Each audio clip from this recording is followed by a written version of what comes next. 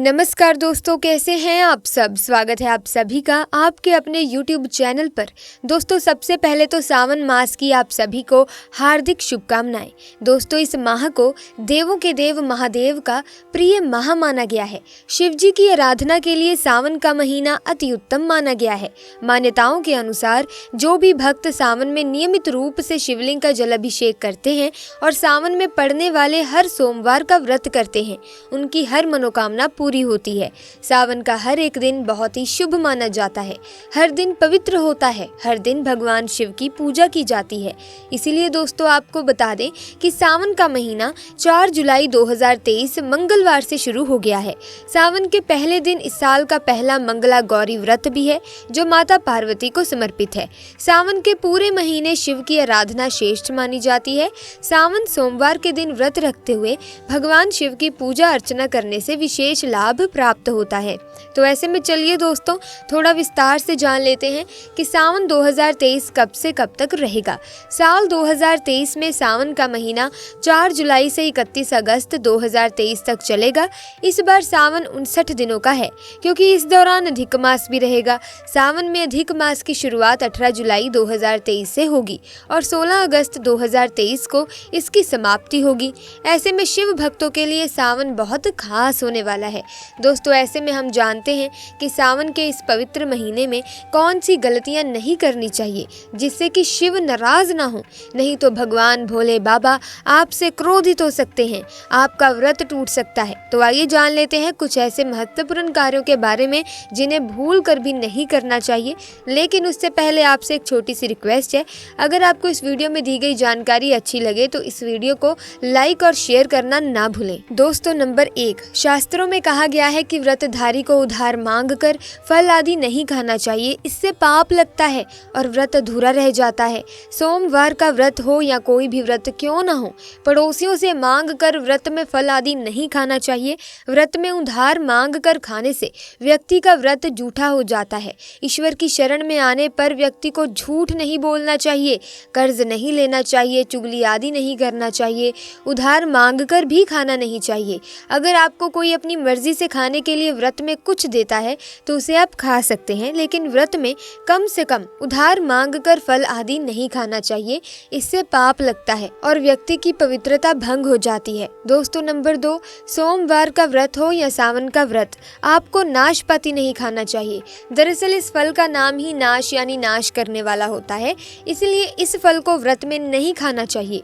व्रत आदि को छोड़कर किसी और दिन आप कभी भी इसे खा सकते हैं, लेकिन अगर जिस दिन आपका व्रत हो उस दिन नाशपाती का सेवन नहीं करना चाहिए। भगवान को भी नाशपाती नहीं चढ़ाना चाहिए। नंबर 3, कुट्टू या सिंघाड़े का आटा खाने से भी आपका व्रत टूट सकता है। आपको बता दें कि लंबे समय से रखा हुआ आटा आपका व्रत भंग कर सकता है। दरअसल पुराने आटे में घुन आदि कीड़े वगैरह पड़ जाते हैं, जो ठीक तरह से दिखाई भी नहीं देते। ऐसा आटा खाने पर दरअसल आप मांस का सेवन करते हैं और व्रत में मांस खाना घोर पाप के बराबर माना गया है, तो इससे आपका व्रत भंग हो जाता है। व्रत में ताज़ा आटा खाना चाहिए। लंबे समय से रखे हुए आटे में कीड़े पड़ जाते हैं, ऐसा कभी ना करें। व्रत हमेशा शुद्धता से ही रखना चाहिए। दोस्तों, सावन के महीने में महादेव को ऐसे बेलपत्र कभी मत चढ़ाना, बहुत ही अशुभ माना जाता है। दोस्तों, पौराणिक मान्यताओं के अनुसार बेलपत्र चढ़ाने से शिव जी का मस्तक शीतल रहता है। बेलपत्र से भगवान शिव की पूजा करने से दरिद्रता दूर होती है और व्यक्ति सौभाग्यशाली बनता है। इससे हनुमान जी भी प्रसन्न होते हैं, क्योंकि वह शिव के ही अवतार हैं। दोस्तों, पहले आप ये जान लें कि बेलपत्र का उपयोग और इसके लाभ कैसे मिलते हैं। दोस्तों, नंबर 1, तीनों लोकों में जितने तीर्थ स्थल प्रसिद्ध हैं, वे सभी तीर्थ स्थल बेलपत्र के मूल भाग में स्थित माने जाते हैं। दोस्तों, नंबर 2, यदि बेल का वृक्ष घर के बीचों बीच या पूर्व दिशा में लगा हो तो दोस्तों घर में धन धान्य की कोई भी कमी नहीं रहती और परिजन खुशहाल रहते हैं। दोस्तों, नंबर 3, जो व्यक्ति बेल के वृक्ष की गंध, पुष्प आदि से पूजा अर्चना करता है, उसे मृत्यु के पश्चात शिवलोक की प्राप्ति होती है। अब जानते हैं कि बेलपत्र से जुड़ी कुछ खास बातें। दोस्तों, चतुर्थी, अष्टमी, नवमी, चतुर्दशी और अमावस्या तिथियों को और सोमवार को बेलपत्र तोड़ना नहीं चाहिए। पूजा से एक दिन पूर्व ही बेलपत्र तोड़कर रख लें। आपको बता दें कि बेलपत्र कभी भी अशुद्ध नहीं होता। यदि आपको पूजा के लिए नया बेलपत्र नहीं मिल रहा है तो आप किसी दूसरे के चढ़ाए हुए बेलपत्र को स्वच्छ जल से धोकर भगवान शिव को अर्पित कर सकते हैं। दोस्तों, बेलपत्र में 3 पत्तियां होनी चाहिए। कटी फटी पत्तियों का बेलपत्र भगवान शिव को अर्पित गलती से भी मत करना। कटी फटी पत्तियों को अर्पित करने से शिव का अपमान माना जाता है दोस्तों, और बेलपत्र का भी अपमान इसे माना जाता है। इसीलिए बेलपत्र की पत्तियां एकदम साफ होनी चाहिए। दोस्तों, सावन के इस पवित्र महीने में अगर आपको ये 5 संकेत मिल जाएं तो इससे ये पता चलता है कि महादेव आपकी भक्ति से बहुत प्रसन्न है और आपको धनी होने से कोई भी नहीं रोक सकता। तो चलिए जान लेते हैं। दोस्तों, नंबर 1, बैल का दरवाजे पर आना। नंदी महाराज भगवान भोलेनाथ के वाहन हैं। नंदी को भगवान शिव का द्वारपाल भी कहा गया है। नंदी महाराज को बुद्धि और ज्ञान का प्रतीक माना गया है। शिव के मंदिर के बाहर हमेशा नंदी महाराज विराजित रहते हैं। लेकिन अगर सावन के इस पवित्र महीने में अचानक से नंदी महाराज आपके दरवाजे पर आ जाएं और घर की चौखट को सींग मारने लगे, तब आपको समझ लेना चाहिए कि भगवान शिव आपके घर में आने वाले हैं, क्योंकि ये उनके आने का संकेत है। भगवान शिव आपकी भक्ति से बहुत प्रसन्न है और आपके घर में खुशियां आने वाली हैं। दोस्तों, आपको धनी होने से कोई नहीं रोक सकता, लेकिन याद रहे नंदी महाराज को तिलक लगाकर मीठा भोग जरूर खिलाएं।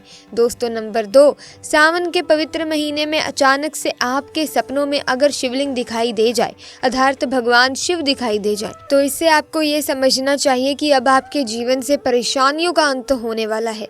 भगवान शिव आपकी सच्ची आराधना भक्ति से बहुत खुश हैं और वो आपके घर में आने वाले हैं।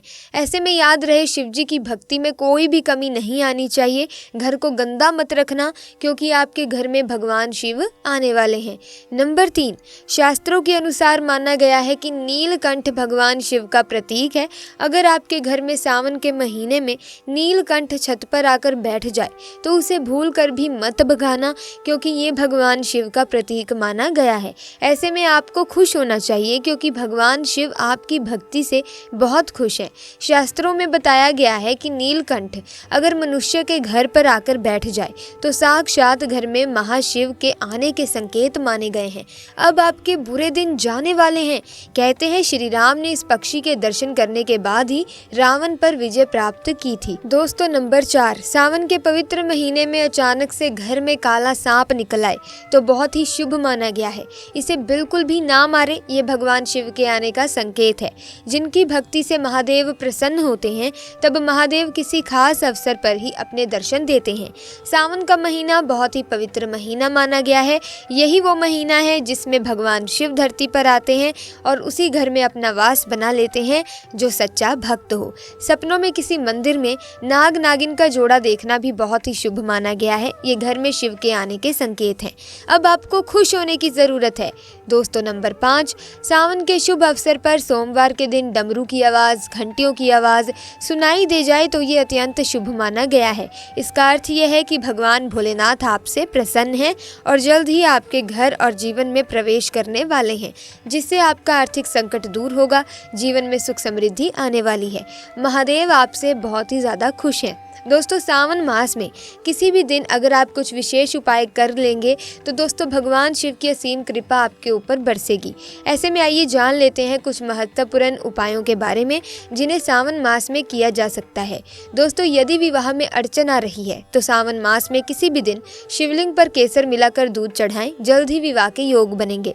सावन मास में किसी भी दिन नंदी यानी कि बैल को हरा चारा खिलाएं, इससे जीवन में सुख समृद्धि आएगी और परेशानियों का अंत हो जाएगा। सावन मास में दोस्तों किसी भी दिन 21 बिल्व पत्रों पर चंदन से ओम नमः शिवाय लिखकर शिवलिंग पर चढ़ाएं, इससे आपकी इच्छाएं पूरी हो सकती हैं। तो दोस्तों, आज की इस वीडियो में बस इतना ही। मुझे उम्मीद है कि ये वीडियो आपको अच्छी लगी होगी। अगर हाँ तो कमेंट सेक्शन में जय महाकाल जरूर लिखें। साथ ही वीडियो को लाइक और शेयर करें और चैनल को सब्सक्राइब करके बेल आइकन को प्रेस करें ताकि आने वाली वीडियोस की अपडेट आपको मिलती रहे। आपका बहुत बहुत धन्यवाद।